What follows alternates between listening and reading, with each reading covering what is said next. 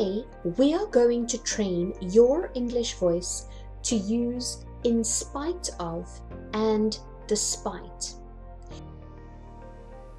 You learned about although in the vocabulary. This means we want to state two opposite facts. Though on its own is also used in the same way. In other words, to state two opposite facts. But normally it's at the end of a sentence.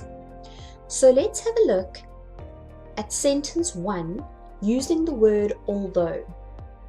He won the debate although I didn't agree with him. So this sentence contains two facts. The first fact is that he won the debate. The second fact is that I didn't agree with him. Both of these facts relate to the debate, but they seem to be opposite facts. And I'm joining them together with the word although. Now have a look at sentence example 2 using the word though. He won the debate. I didn't agree with him though.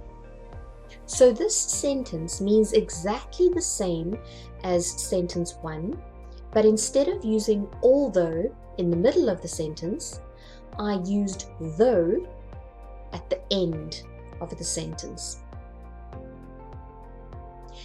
Another way to say something like this is to use in spite of and despite.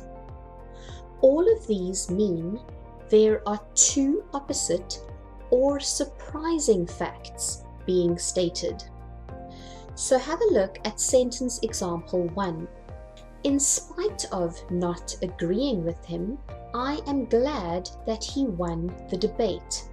So here I have two facts, but it seems to be surprising that I'm glad he won, considering the fact that I don't agree with him. So I use the word in spite of to show two facts that seem to be opposite and they are surprising.